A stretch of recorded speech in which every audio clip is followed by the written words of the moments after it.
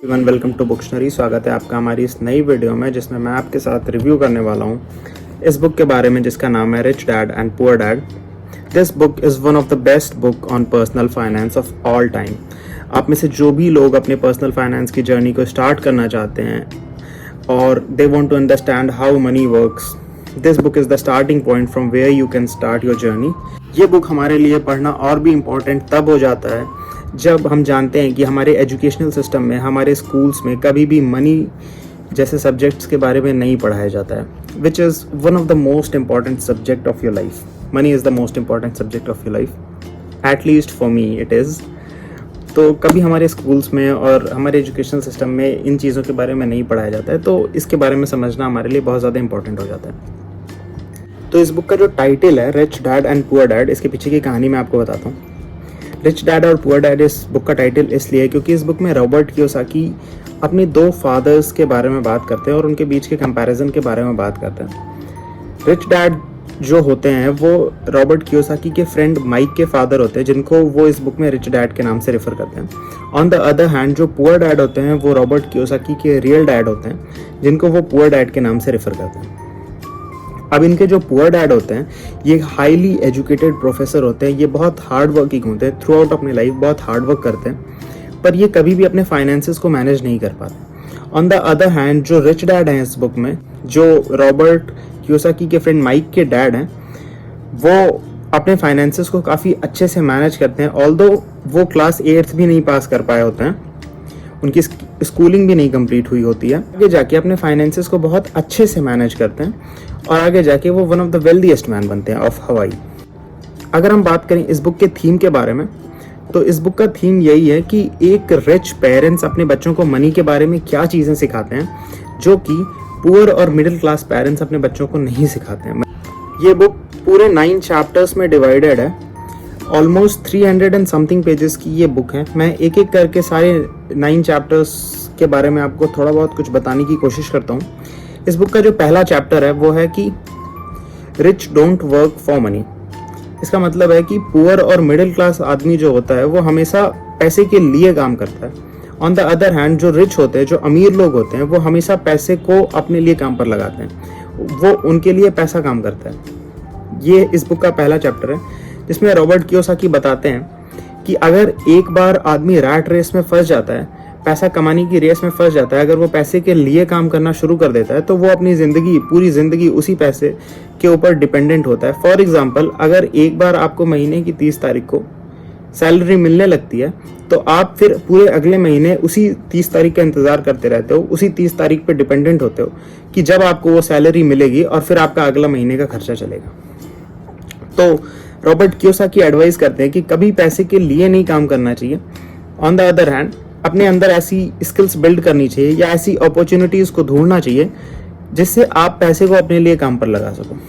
वो बताते हैं कि पैसे से अच्छा एम्प्लॉय आपका कोई और हो ही नहीं सकता है, क्योंकि पैसा आपके लिए 24 घंटा काम करेगा और आपके लिए ऐसे नए एम्प्लॉयज़ लाएगा।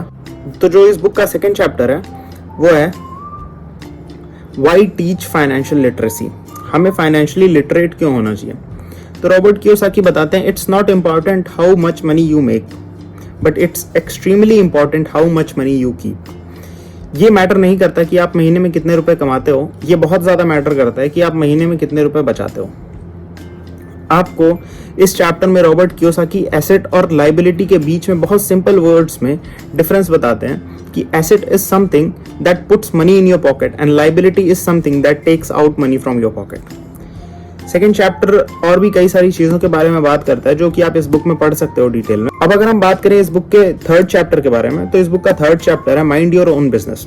इसमें रॉबर्ट कियोसाकी हमें बताते हैं कि हमें अपनी डे जॉब के अलावा भी अपना खुद का भी बिजनेस स्टार्ट करना चाहिए, क्योंकि अगर हम जिंदगी भर दूसरों के लिए काम करते रहेंगे तो हम दूसरों को अमीर बनाने के लिए काम करते। ऑन द अदर हैंड अगर हम अपने खुद के बिजनेस पे काम करेंगे तो हम अपने आप को अमीर बनाने के लिए काम करेंगे। हमें हमेशा अपने बिजनेस पे काम करना चाहिए या फिर हमें अपने एसेट कॉलम को बिल्ड करने पे काम करना चाहिए। मोस्ट ऑफ द लोग जो होते हैं, जो जॉब करते हैं, वो हमेशा इस चीज़ का इंतजार करते रहते हैं कि उनकी सैलरी कब बढ़ेगी। उनको सैलरी बढ़ने का इंतजार करने के बजाय अपना एसेट कॉलम बिल्ड करना चाहिए, जो कि उनके इनकम कॉलम में अपने आप कैश फ्लो ज़्यादा जनरेट करेगा और जिससे उनकी इनकम अपने आप बढ़ेगी। अब अगर हम बात करें इस बुक के 4th चैप्टर के बारे में, तो 4th चैप्टर है the history of taxes and the power of corporation. इस चैप्टर में रॉबर्ट कियोसाकी बताते हैं कि टैक्सेस कैसे पहले अपर क्लास लोगों को पनिश करने के लिए लाए गए, पर अब वो मिडिल क्लास और लोअर क्लास लोगों को ही ज्यादा पनिश कर रहे हैं। और इस चैप्टर में रॉबर्ट कियोसाकी ये भी बताते हैं कि corporation is the biggest secret of rich.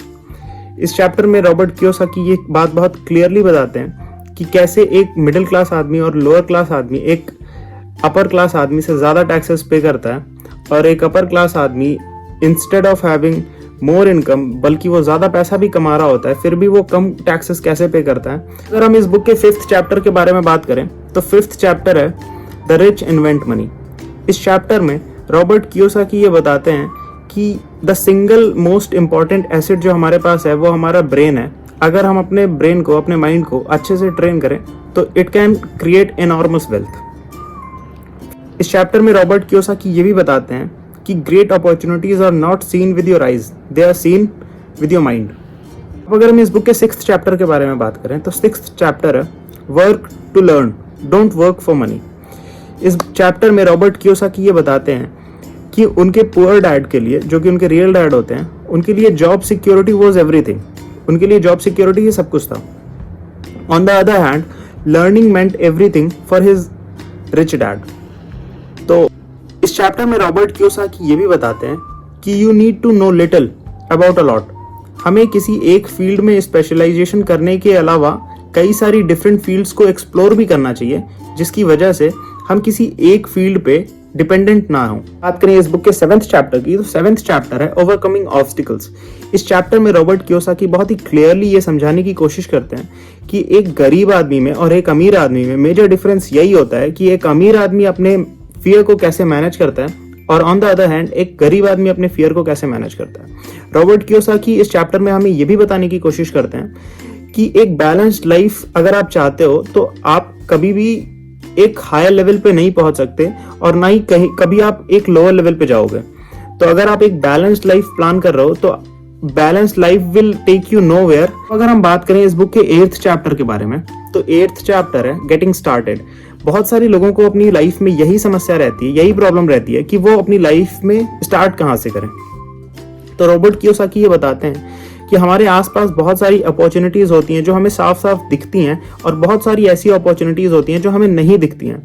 हमें इन अपॉर्चुनिटीज़ को ढूंढना चाहिए, और जो अपॉर्चुनिटीज़ हमें मिले उन अपॉर्चुनिटीज़ का फ़ायदा उठाना चाहिए और अपनी लाइफ को स्टार्ट करना चाहिए, अपनी सक्सेस जर्नी को स्टार्ट करना चाहिए। अगर हम बात करें इस बुक के 9th चैप्टर के बारे में, तो 9th चैप्टर में रॉबर्ट कियोसाकी हमें कुछ टू डूज बताते हैं जो हमें करना चाहिए।